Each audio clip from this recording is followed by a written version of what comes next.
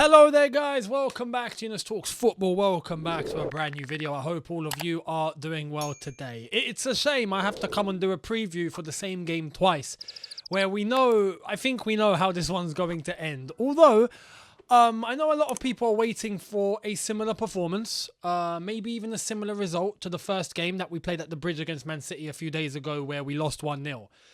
Albeit it's a loss, the level that Chelsea are at the moment is that we are expecting to lose immediately against a Man City. Whereas before, it would be a case of, no, we're at home. They're going to come and we're going to give it our best and we'll see what happens, but we can win. You just knew we were not going to win. And truth be told, it happened. We didn't win. This game at the Etihad is even less, if I'm being honest, right?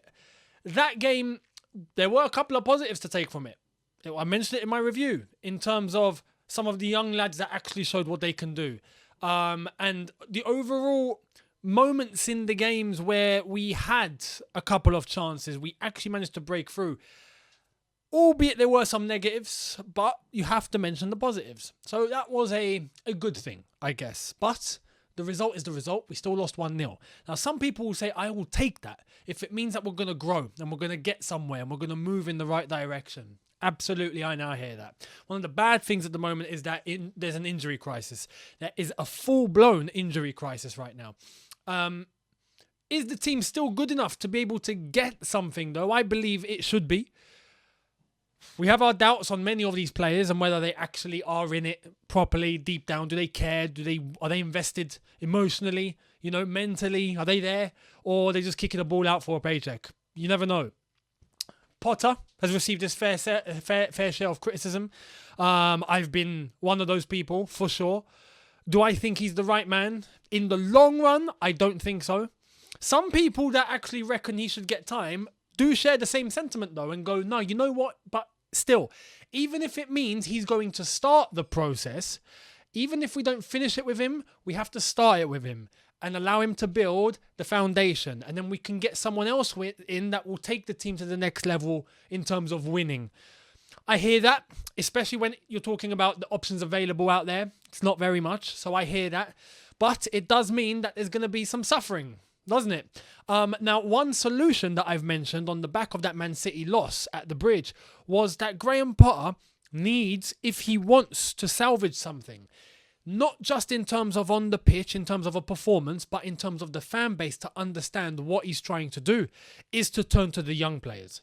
The young players that are going to give their all. The young players that are going to give you what you're asking for in terms of showing up, in terms of mentality, physicality. Physicality doesn't mean you have to be massive and strong. If not, you can't handle it. Physicality means you're going to get stuck into every challenge, no matter what size you are. You're going to go for every single first, second ball. You're going to be running to the 90th minute. You're not going to be jogging backwards. You're not going to be on the ball and taking too much time.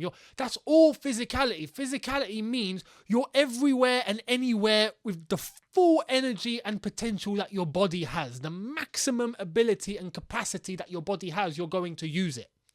That's physicality. So are there a lot of the young players that do use that? I believe there are. Young players that are going to listen and provide you with what you want. Turn to them.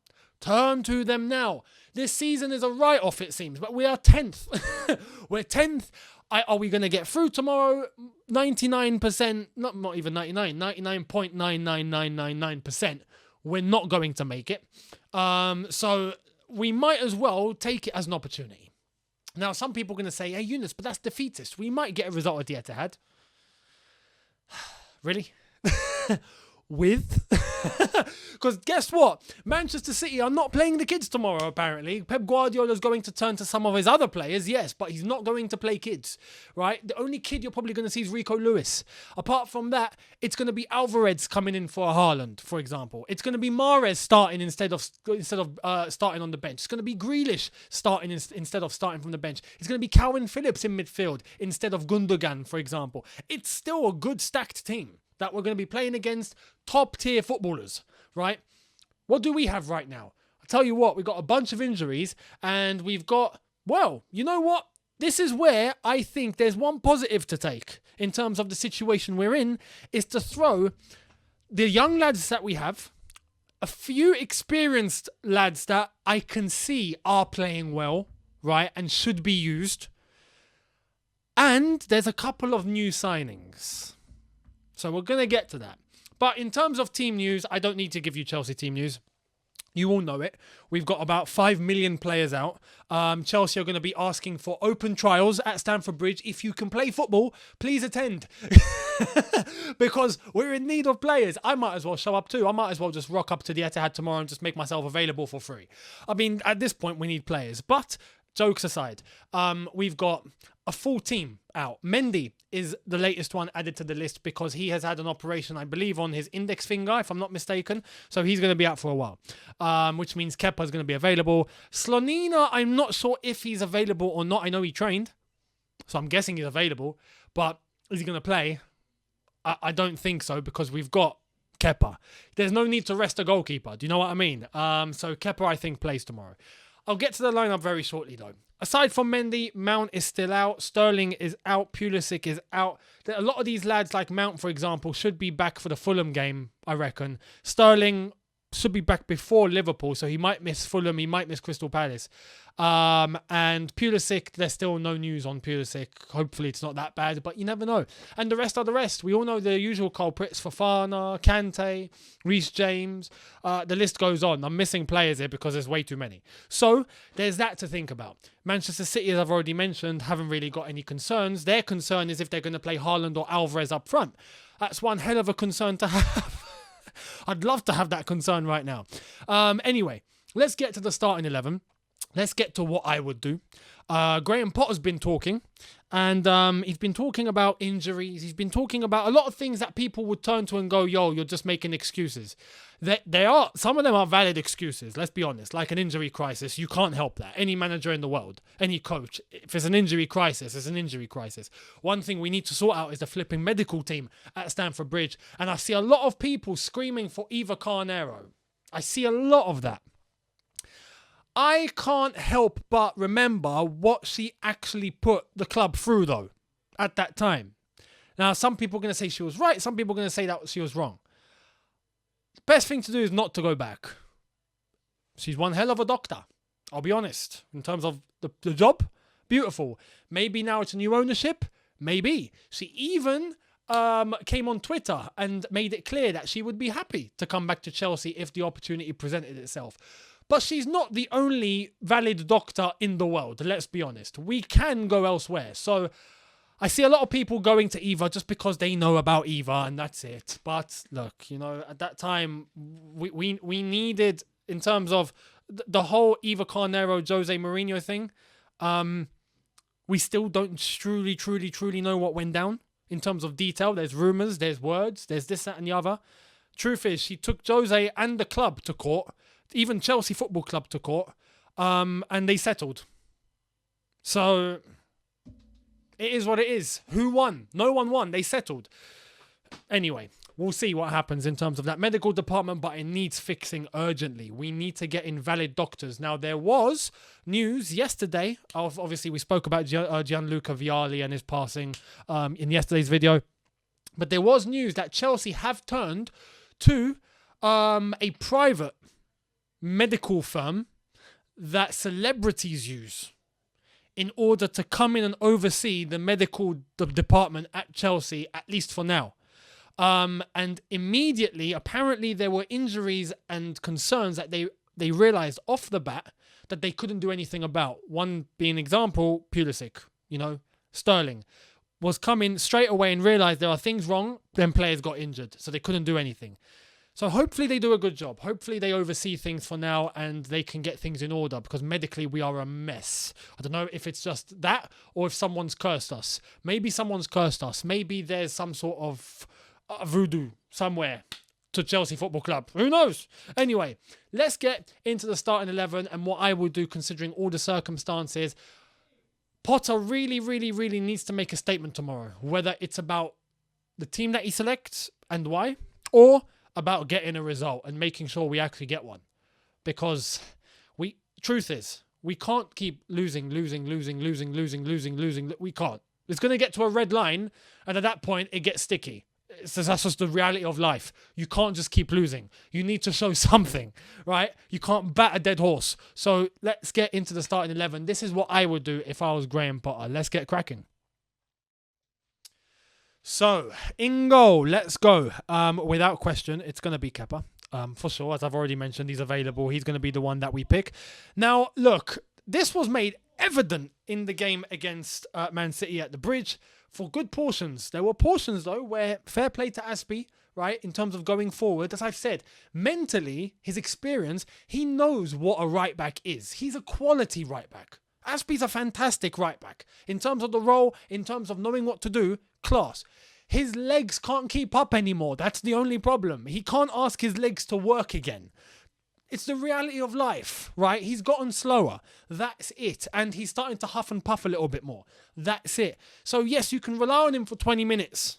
But you can't rely on him for 90 and then 90 and then 90 and then 90. It's done. So you know what? Tomorrow I would, as I've said in my first preview against Man City, is give the role to Chalobah, man. And then if we have to, if we're actually getting a result, with 20 minutes to go, throw Aspie on. Experience, fresh legs, cool. He can handle that. But not keep playing every game, every minute. He can't. So I would turn to Chalobah. Now, I'm mixing things up. For tomorrow, I would honestly want to see what some of our players are truly made of, especially the new lot. Because we've had some new signings and they've trained and they are available. So let's get cracking. I would, in each layer, each level, each line of the pitch, have one experienced player. Right? I would go Thiago Silva. Albeit, I know some are saying give him a rest, but who are we going to turn to? Koulibaly? Anyway, I would go Thiago Silva, and then if we have to, we can rest Thiago Silva for Fulham. Even though, to be honest, from tomorrow until Thursday, should be enough time to rest. So, Thiago Silva. Next to him, welcome to Chelsea. Welcome to Chelsea, Badiashile, who we've bought from Monaco. 35 million good ones, and a quality left-sided centre-back. So I would hand him his debut tomorrow. He's trained, he's ready, just like the others. I would play him. Him alongside Thiago Silva. Would you rather Badiashile or would you rather Koulibaly? And tomorrow in a big game in the Cup against the best, right now, let's be honest, the best. Arsenal, in terms of form, are the best, without question. But in terms of the most established team in the country right now, it's Man City. Badiashile, show us what you got against the best. And that would be one hell of a test. So I would play him against Thiago Silva, alongside Thiago Silva. Tomorrow, at left back, play the boy. Play the boy. Because he's quality. Lewis Hall needs to play. Cucurella, I'm sorry. Cucurella, and this makes my point, right? Cucurella was fantastic at Brighton. Player of the year in one season. Class. I screamed out for him. I was like, we need to get this guy. And we were talking at the time about Premier League proven players, right? Do you remember? Getting Premier League players is important. It's better than going to, the Bundesliga and getting scammed, right? Or going to Inter and getting double scammed. It's better. Turn to the Premier League players because it's worked for the others, so it must work for us. Cucurella comes in and I'm happy and he starts playing well. And then it just drops. It just drops. And now he's even got his old manager that he got Player of the Year with and he's not showing anything. Why? Because Chelsea are not Brighton. This is the point. Chelsea are Chelsea. It's a different level. It's a different caliber. It's a different shirt. It's a different weight. It's a different set of fans. It's a different expectation. It's a different pressure. It's a different everything. It's not the same. Now, I was for signing Cucurella. I get Cucurella in, especially as a backup to Chilwell. Fantastic. But you can see now there are flaws. Even with Graham Potter, there are flaws. And this goes the same for the manager and this goes the same for everyone else. Brighton are Brighton, Chelsea are Chelsea. And even right now, Brighton are ahead of us in the Premier League table. But it's not the same environment. It's not the same team. It's not the same circumstances. It's not the same pressure. So this is my point. Cucurella has not been good. So, Lewis Hall come on against Manchester City. Look how bright did he look? I'd play him tomorrow. FA Cup game, play him. Start him at left back and let's see what the boy can do. Because in terms of being ready for the first team, out of all the new lot that are coming through, Lewis Hall is first on the list. First on the list. So Lewis Hall plays for me at left back. In midfield, I wouldn't change a thing because this midfield worked. And that is Kovacic, one experienced player. Zakaria, because he was, without a doubt, probably man of the match in the last game against Manchester City. He plays again for me. He was absolutely flawless.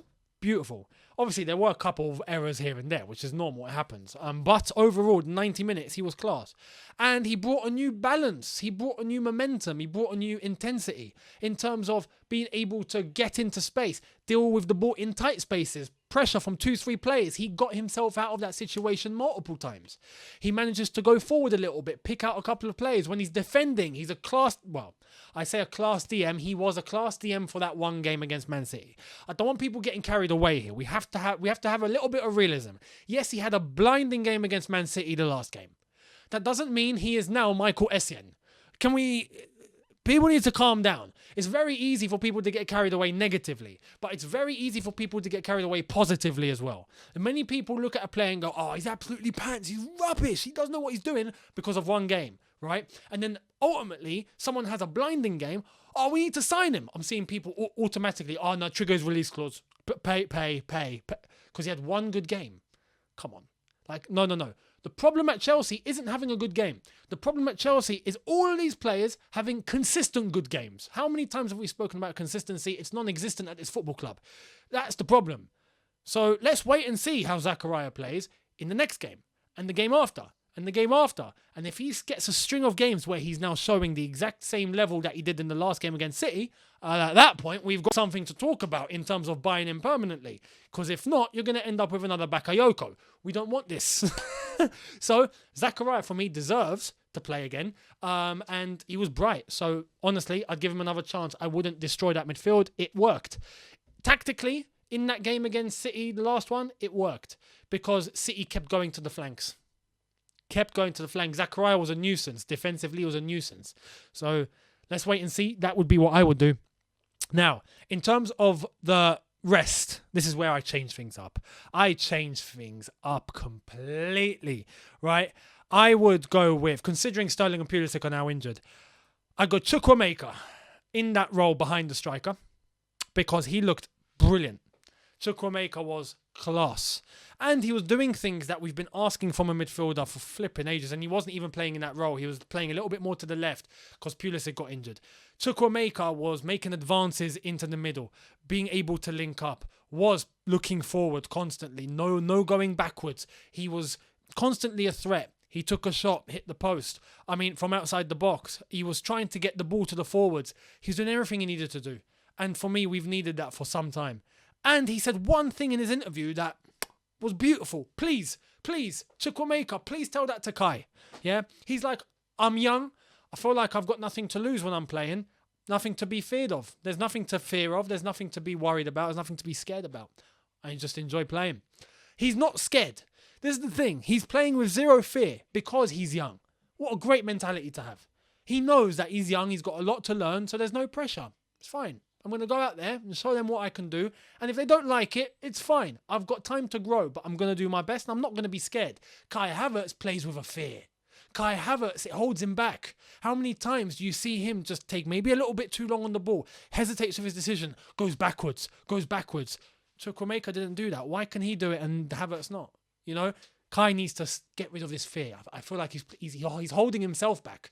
If he gets rid of that fear, Kai will be a class player. Class. Needs to get rid of that fear. Chukwuemeka seems like he doesn't have any. So, I'd play him there. Now, considering the injuries to our wingers, it is what it is. Hutchinson on the left-hand side, Ziyech on the right-hand side, because I don't feel like there's anyone else we can turn to. Sterling's injured, Pulisic's injured. Ziyech has to play. Hutchinson, I would play on that left-hand side, and let's see what he can do. And up front, it's been a long time since I've been able to say this, and I don't want the comparison to be made. Let me make that clear. But let's stick an Ivorian up front for Chelsea Football Club. Wow. It's been a while since I've said that. Fofana has also trained, is also available, is also ready to play. So you know what? You're in. Forget playing Havertz up front. Forget Aubameyang. He needs to leave. Let's be honest. Fofana, you're new. Welcome to Chelsea. Please. The floor is yours. That's it. The floor is yours. And that would be my starting 11 Let's see what these lads can do. Do you agree or disagree with this lineup? Do you think it's a little bit too intense in terms of how many new players there are? Or do you think it's right? Personally, I would give this a shot. We've got nothing to lose tomorrow. Like I've said, are we going to win tomorrow? At least with this, we're building something. We're building something. We've got new players in, youth players in. We're starting to maybe see the new direction of a new Chelsea. And where will it go? Maybe we'll get an idea if we played these lot. And Graham Potter, if he were to go with these lot, I think many of the fan base would go, I get what you're trying to do. Cool. Even if we don't win, cool. I get it. Let's see what these boys can do. I think it's the only way. Or grow a pair and get all the experienced lot in order under your authority. Let's get into that very shortly. That would be my starting 11 though. I made that point. Grow a pair and show them your authority. And whoever doesn't like it, get out. Why am I saying that? Because a lot of people are probably going to think that's not a good idea. You know, if he does that, he can lose a dressing room. Well, let's get one thing straight here. He's got a 5-year deal, hasn't he? He's got a 5-year deal. There's many people saying he's not going to get sacked. He's fully backed by the owners. So he's got nothing to worry about. Well, great. If he's got nothing to worry about, well, he's protected. Get rid of everyone that's not listening to you, even the experienced lot, and put your foot down and tell everyone, anyone that goes against what I'm saying, you are gone, mate. You do that and you're protected by the owners and you know you're not going to lose your job, then fantastic. You've won. So this is where I'm a little bit, is he actually as secure as people are saying he is? Is he actually as secure as it's made out to be? Because if he was, I believe he'd put his foot down. Doesn't seem like he's putting his foot down. So is he worried about his job if he were to lose his dressing room? This is why I'm saying there always is a red line. I believe no matter what the contract is, you get to a certain level, your job is in danger, no matter what.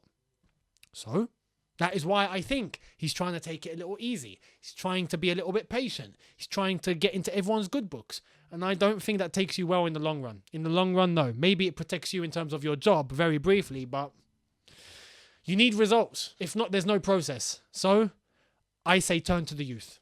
If you really, really, really are unsatisfied or you're worried about the experienced lot or the senior lot not really paying much attention to you, turn to the young players and get them to show you what you want to see. And then the experienced lot can get a lesson from that. Being upstaged by a bunch of youngsters. Bit embarrassing. Well, you make your point. Anyway, let's see what happens. But that would be my starting 11. That's how I think we should approach the game. My score prediction for tomorrow, I'll be honest, even if we played the young players, I sat the Etihad. We're not going to win tomorrow, I don't think. I think it's going to finish Man City 2, Chelsea 0. Hopefully not more. But again, look, considering the circumstances, considering if we were to go with some of these young players, if we put in a good performance and we see something bright, fair enough. Because let's be honest, are we going to win the FA Cup this year? No. Then we might as well get knocked out and focus all of our attention on the league. And maybe if we're going to do something, maybe it's going to be in the Champions League. Our only shot at making top 4 or Champions League football for next season is having to go and win it again, which would be a miracle, but you never know, right? You never know. So I'd focus my attention more on that and just get rid of the FA Cup and take tomorrow as a free hit. That would be me. Let me know your thoughts. Do you agree or disagree? Much appreciated. Don't forget, hit the links in the description. Follow me on Twitter and Instagram, as I am back on Twitter and I am on Insta, so make sure you follow me there. Hit the subscribe button if you are new. Hit the notification bell to be notified once I've uploaded. Smash like button if you've enjoyed this, and I will see all of you tomorrow after it's all said and done. So thank you all very much for watching. See you tomorrow, people. Have a good one. Take care and peace.